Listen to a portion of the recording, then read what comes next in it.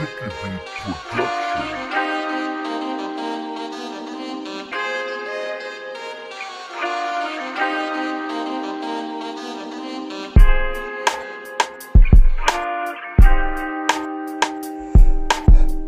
and welcome to C.G.Radio, everybody. I am your host, Cable Guy. How is everybody today out there in Radio Land? I am well, as I hope you are. Now, first thing is first. It has been way too long since I dropped a podcast on you, and I thank all the listeners for bearing with me through this time.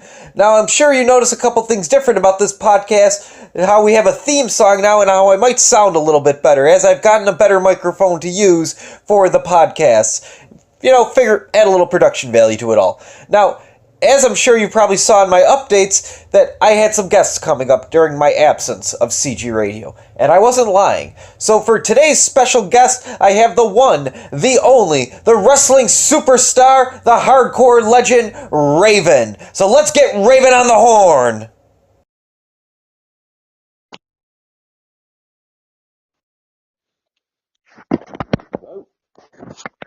Hello, Raven. Hang on. Damn it. There we go. All right.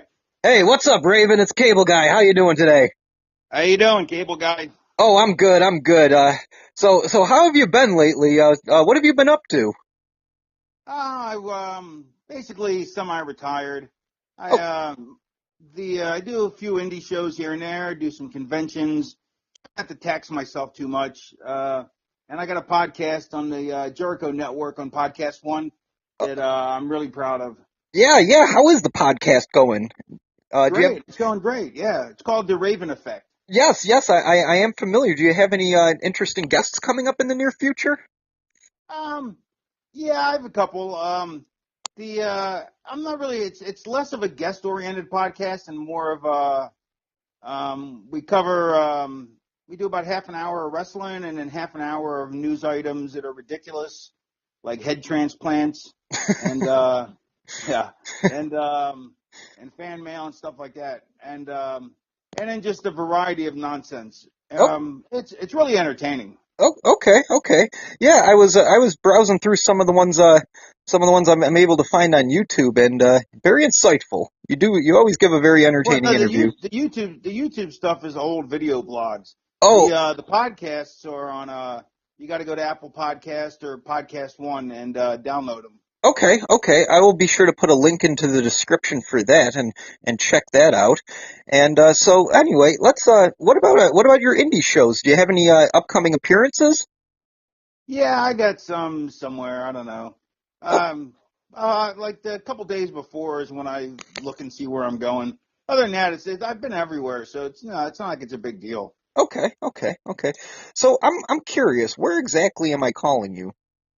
Atlanta. Oh, okay, Atlanta. And is it as hot down there as is muggy up here in Buffalo? Yeah, absolutely. Yeah, I got every window open in the house and every fan going, so.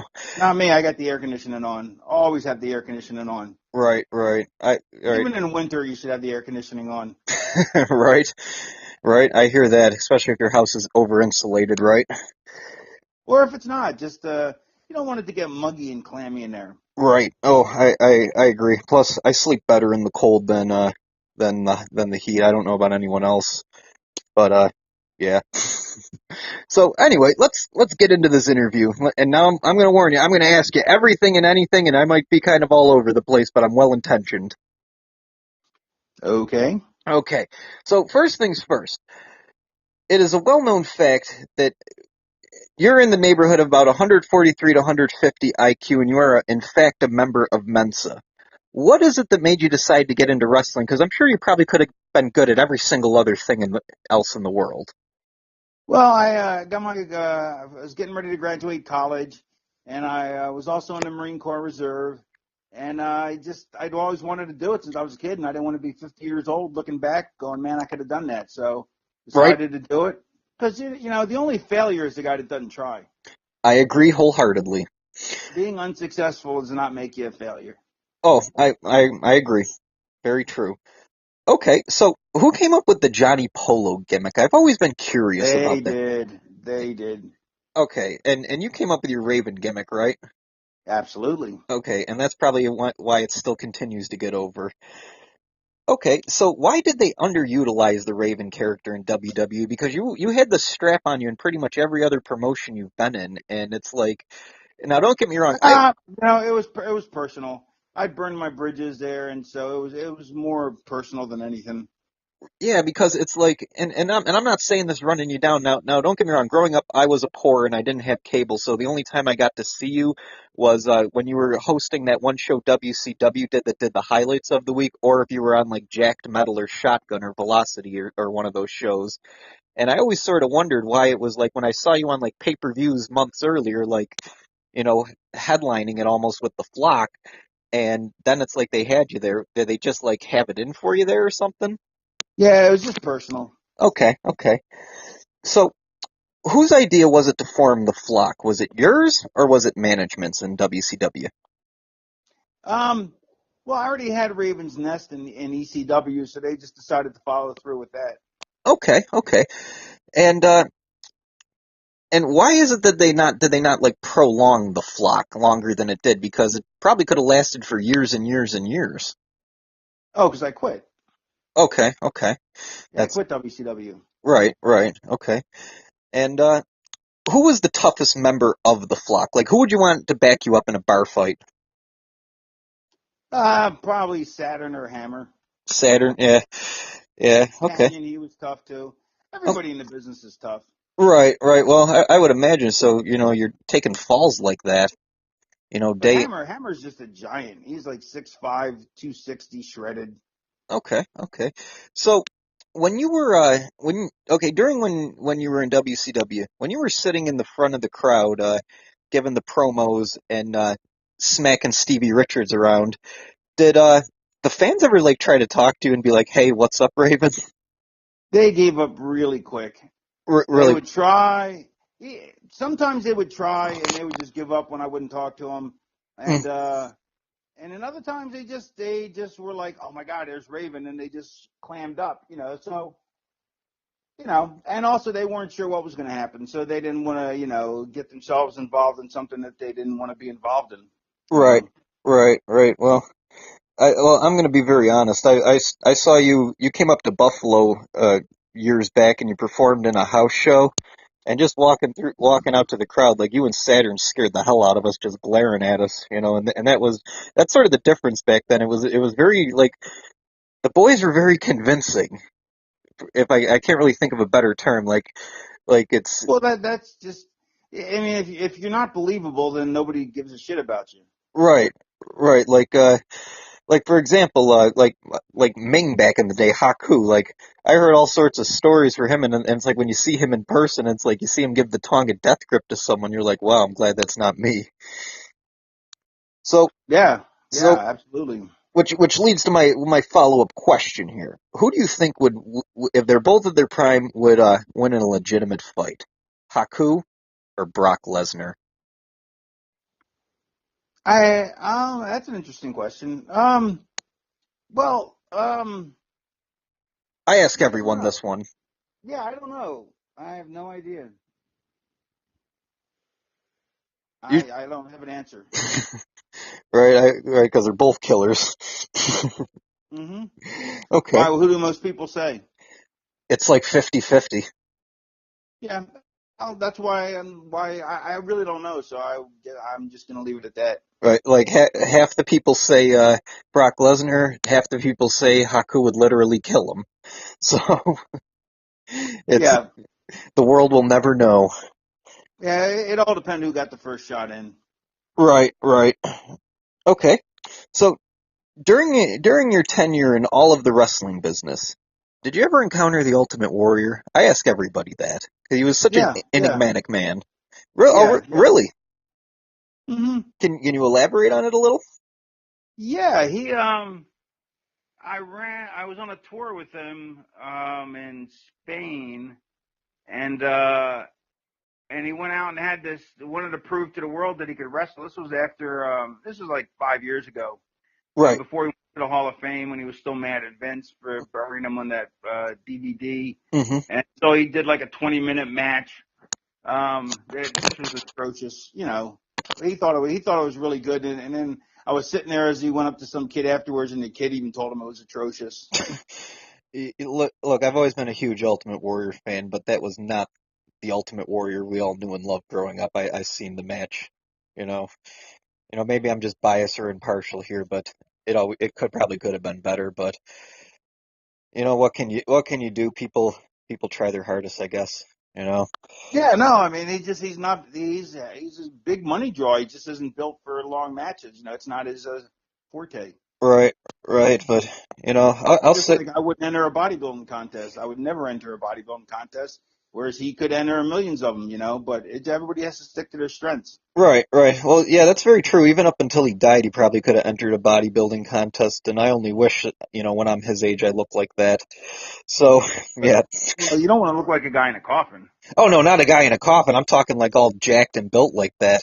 You know, I'm, Uh, I'm a skinny dude. I was a skinny dude growing up, and that's why it's like, seeing some of the smaller guys like make it and stuff like that. It always gave us skinny guys hope. Maybe we could be in the business one day. I was a skinny guy in high school too. Right, right. Okay, well, we're might getting a little off here, but how did you manage to get the body that you got in wrestling? Years of working out, and then also a lot of steroids. Oh, okay, well, that'll do it, but also that's all. Well, steroids won't do it alone. You got to train. But I mean, I trained for years. I mean, Oh, I was I legitimately had like just lousy genetics when it came to building a body. And right, I graduated high school after 2 years of lifting, and I still only weighed 160 pounds. right, right. Yeah, I know how that is. Well, yeah, because in WCW, because I've been watching your stuff, like I see you standing alongside Macho Man, and you don't look too much, like he's a bigger than you, but you're like pretty comparable, like for going Yeah, from a. no, he's a little taller and he's got bigger arms, but he was in great shape for his age. He was amazing shape. Right, right, yeah, because that's right. He was a little older when he was doing that, right? Hmm. Okay, okay. So, who's the nicest wrestler backstage, and which one was the biggest dick? Um, I was probably the biggest dick, and but I could also be the nicest guy. So it was a toss up. Oh, okay, all right. Good answer. Okay, so can you foresee a Hall of Fame induction? And if so, No, why not? You're like, because it's well, I wasn't used strong enough in WWE, so they would never. And besides, I already had heat with them before, so if they weren't going to use me right then, back when I worked, they're certainly not going to take care of me. And they're certainly not going to put me in the Hall of Fame. yeah, but you were the innovator. Like you invented the hardcore championship, pretty much. Like, Yeah, for it doesn't matter though. I mean, I'm persona non grata there, so. uh, yeah. So it is what it is, huh? Hmm. Uh, that happens sometimes in life. So moving on here, what advice could you offer to aspiring wrestlers and people like me who want to become managers one day? Go to wrestling school, learn how to take bumps, and then just practice and watch as much wrestling as you can, good or bad. Okay, Because it all you'll learn from good, you'll learn from bad. You learn what not to do. okay. And how long did you train for until you actually like got your first legitimate paying gig? My first legitimate what? Paying gig.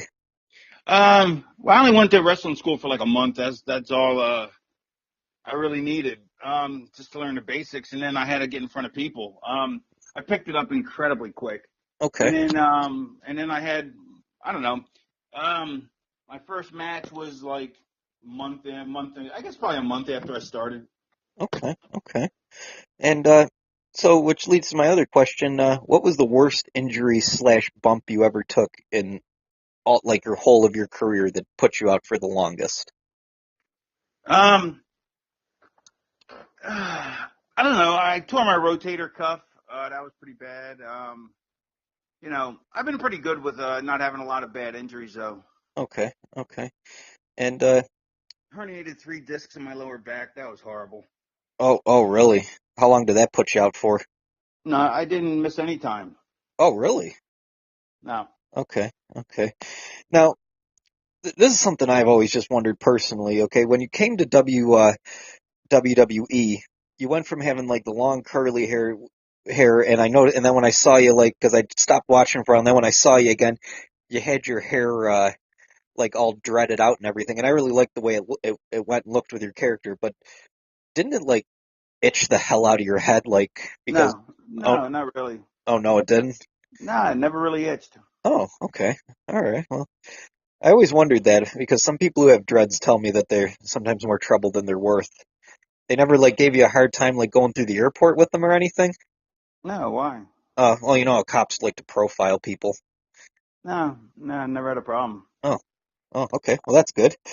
Okay, so now we're to the segment of my show called legitimate problems that wrestling fans used to face. And by what I mean, and I'm going to elaborate on this a little bit, by what I mean is that like I'm 31 years old, and back in the day, like during the Attitude Era and the Monday Night Wars and everything, you know, wrestling fans faced problems from other wrestling fans where if you weren't careful throughout the course of your day, you could find yourself in a world of pain. Meaning that, like, let's say you're standing by a pool, and mind you, this was before people carry cell phones because you can't do this anymore because people get angry at you. Let's say you're standing by a pool minding your own business, okay, and your buddy's like, "Hey, Raven, how's it going?" and goes to like put out his hand to shake your hand, and instead decides to rock bottom you through the pool and be like, "Oh, you just got rock bottomed." Well, something that sort of involved, your character is where if you weren't like careful back in the day, you could get the Raven effect into like a pool, a snowbank, concrete, the grass, whichever. Did you know that's a problem wrestling fans faced back then? I'm really confused. From other wrestlers? No, I mean like, basically the question is that wrestling fans had to face getting other wrestlers' finishers done to them, on their day-to-day life. Like if I wasn't like careful enough, let's say I'm like, bent down to By time. who? From people they knew? Yeah, I'm saying like people, like your buddies, okay? Like let's say you're bending down to Oh, tie hitting to them tie your over.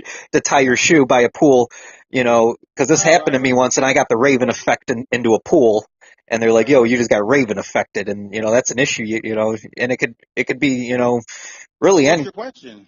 My question is, did you know that fans had to face getting the Raven effect? You No, know, I was unaware of that. no, you weren't like have you seen those videos of people getting RKO'd? Like, No. oh yeah, well there's this whole montage of people getting RKO'd into lakes, pools, in the hallway, that sort of thing, and that's nothing new. We were going, the older fans were going through that back in the day, where Ah, yeah, nice. yeah, oh yeah, like if you weren't like even today, like let's say you start a new job, you could like walk into the room and be like, okay, what is your name? And right before you even say the first syllable, they'll be like, it doesn't matter what your name is here. It's Ah, yeah, that's just one of those things in life there, Raven. yeah, I bet. All right. Well, I appreciate you greatly coming on the show and taking the time to talk to me out of your busy schedule right now. No, it was cool, man. I had a good time. All right. All right. And see, here's the thing. Here's the thing about your career, okay? And I'm not going to leave the listeners, wondering here is that your career is like an onion. There is just layers and layers and layers to it all. And unfortunately, we just don't have enough time to get into all of it. So, No, it would take a long time. yes, it would. Like there's just like hours and hours and hours we could talk about your career. So that being said, I would love to have you on for the follow-up interview for the part two. Sure, we could do that sometime. All right, great, great. All right, Raven, you be well out there. God bless. Take care, man. All right, Thanks. bye now. Bye. All right, and there you have it, everybody. Raven. So, yeah, during the break, I listened to a bit of his podcast, and I do recommend it. I'm going to put a link in the description. It's on the Jericho Network. Also, if you don't have Apple products and have iTunes, you could also go on the website that I'll leave the link in the description for. So, yeah, give the Raven Effect podcast a little listen, roll it around, and see where it could bring you at the end of the day, as I did.